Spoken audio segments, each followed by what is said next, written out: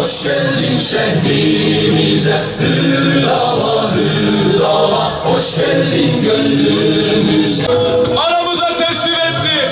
Hoş geldiniz sayın vekilim, şeref verdiniz.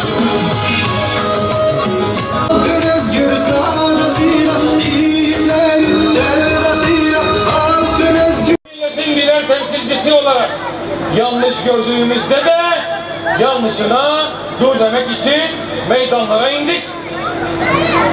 Yanlışları savunmadık, karşısında durduk, eleştirdik.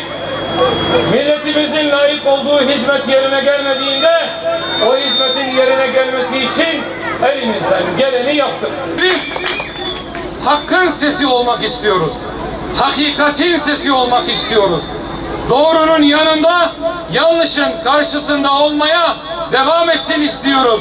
Bütün hükümetler, bütün temsilciler, bütün milletvekilleri. Emin olun, hangi partiden olursa olsun, mecliste yer alan pek çok milletvekili var, ehli vicdandır.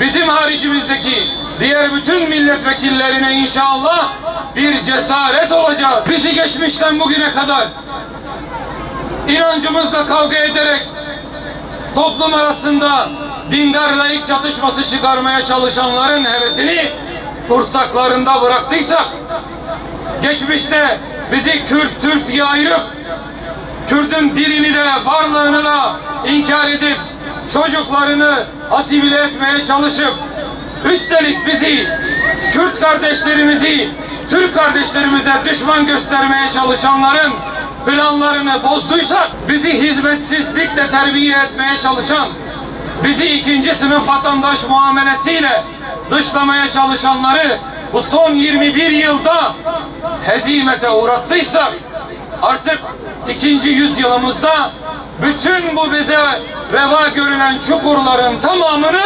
kapatacağız. Kimlik diyoruz, hizmet diyoruz. Her üçünü de bu memleketin layık olduğu seviyede bu memleketimize hediye etmek için birer öncü olacağız. Belki her şeye gücümüz yetmez. Belki herkesi uyandıramayabiliriz. Ama emin olun, uyuyanları uyandırmak için tek bir kişi yeter. Uyuyor numarası yapanları hiç kimse uyandıramaz. Bugün birileri bize uyuyor numarası yapıyor. CHP zihniyeti gibi bizim dinimize, inancımıza, varlığımıza, dilimize düşman olanları bize dost göstermeye çalışıyorlar. Biz hiçbirine kalmıyoruz. Her birimiz birer rengiz, üstünlüğümüz yok dengiz. İnsanlığa bir ahengiz, bir ol.